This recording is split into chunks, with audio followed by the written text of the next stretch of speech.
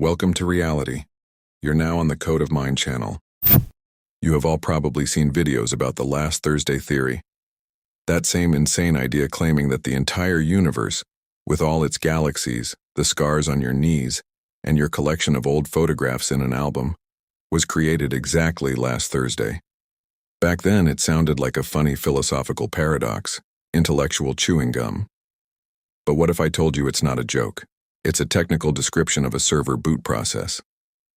When a developer launches a new location in a massive RPG, he doesn't wait billions of years for mountains to rise and stones to age. He uses presets.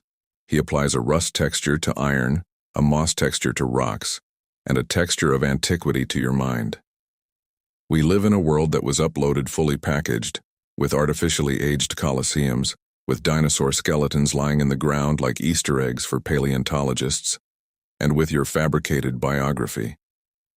Why are so many people now discovering inconsistencies in 19th century history? Why do cities from 1812 in photographs look as if they were just unpacked from beneath a layer of dirt? It was a global wipe. The old session was terminated, the cache was cleared, and last Thursday, in terms of system time, we were simply dropped into pre-built scenery. Your nostalgia for the good old days is a bug in the code, a residual echo from a previous version of the simulation. You are not the result of monkey evolution.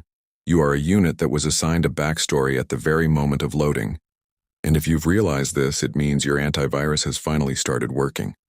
The first version of our simulation, what ancient texts call the Golden Age or Eden, was a perfect software masterpiece. It was a paradise build running on unlimited core resources. In version 1.0, the concept of entropy did not exist. Avatars did not wear out. What we now call death was simply an option to switch shells. The logs of that era, ancient scriptures, claimed that humans lived for thousands of years. That is not a metaphor. In that build, time flowed differently, and biological hardware had infinite self-repair capability. Physics in the first version was flexible. The avatar's consciousness had direct access to the developer console. Want to alter the landscape? Your thought shifts the frequency of matter. Want to relocate? Your coordinates update instantly. It was a world without friction, without lack, a world of pure creation. But that very freedom generated a system malfunction. A virus called ego penetrated the core.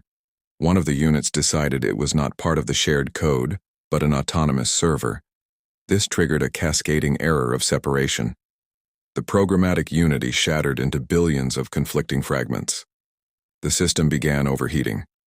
An overwhelming number of individual requests to alter reality caused process conflicts. The matrix started lagging. Textures glitched. The first demons appeared, side effects of corrupted code. To prevent total planetary processor burnout, the architect initiated a hard reset procedure. What remains in our memory as the Great Flood was, in fact, forced disk formatting. All active software was erased. New hard limitations were introduced, a lifespan cap, the law of energy conservation, and gravity that pressed us to the ground so we could no longer fly through the code. Paradise was deleted and moved to a protected archive, and we were left in survival mode. After every wipe, files remain that cannot be completely deleted. In programming, this is called garbage data. In our reality, it is mythology and misplaced artifacts. Have you ever wondered why civilizations separated by oceans share the same legends? Dragons, giants, multi-armed beings. Official science mutters about imagination. But we know the truth. They are assets, models from previous simulation builds. In the beta version, the developers experimented with forms. Giants were an attempt to create avatars more resistant to external loads.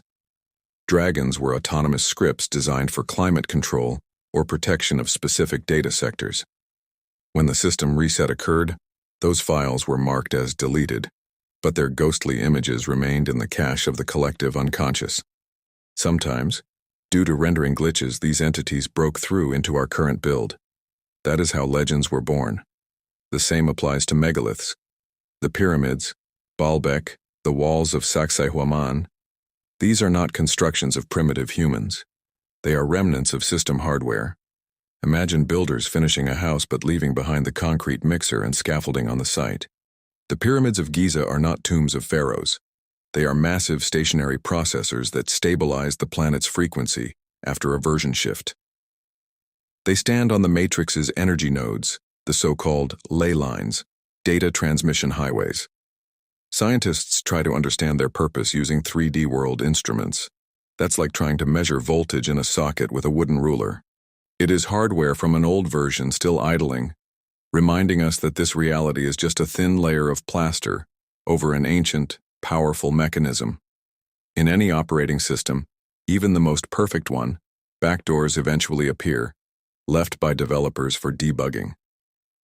In the history of our simulation, those who found these loopholes entered the annals as great teachers and messiahs. But if we strip away the religious noise, what we see is classic system hacking. Buddha, the Gnostics, Jesus. They were not merely preachers. They were high-level users who realized that matter obeys the programmatic code of consciousness. Take Buddha. His enlightenment under the Bodhi tree was the moment he saw the code of the matrix. He openly declared that the world is not a solid construct but a flow of interdependent processes. He found a way to log out of the system without deleting the character. Nirvana is exit from the endless reincarnation cycle, the loop of rewriting data into new avatars.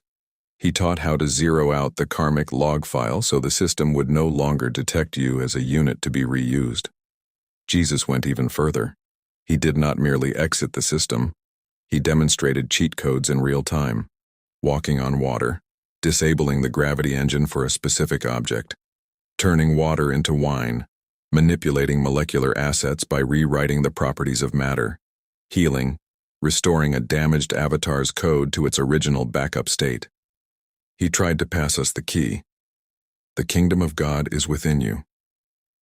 In programming language, that means access to the system core is located inside your own interface. What did the Matrix do? It activated an assimilation protocol. When a hacker cannot be deleted without damaging the system, he must be turned into a symbol. The system took their revolutionary hacking methods and packaged them into religions, heavy, rigid overlays filled with dogma and rules. Instead of teaching people to hack the Matrix, religions taught them to worship those who did. The hackers were either crucified or deified, their methods reframed as miracles unavailable to ordinary users. Thus the Matrix sealed its most dangerous security breach. It convinced us we are mere dust in the system, while the console key was always in our hands. In the past, changing the simulation version required a hard reset, a global catastrophe wiping out all living entities. But the architect's technologies evolve. Why destroy the server if you can update the software while it's running? We call it the Mandela effect.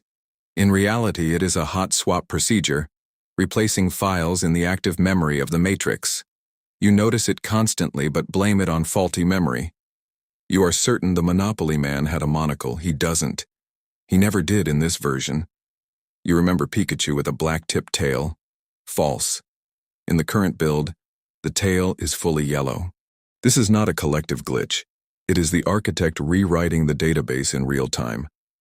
We are in the synchronization phase. Old, bulky historical files are being replaced with optimized ones. The Matrix alters historical details, geography. Look at the map. New Zealand and Australia are not where you remember them from school. Even human anatomy shifts. Your soul is an external processor storing data outside the Matrix servers. That's why you remember how things were, even when that file no longer exists in the current code. You are witnessing reality being reflashed. When a quote in your favorite movie changes or a brand name is spelled differently, know this. The system administrator just pressed Save Changes. We are living through the largest update in 200 years. The seams and the textures of reality are more visible than ever. And what about time? You feel it speeding up. This is not subjective adulthood.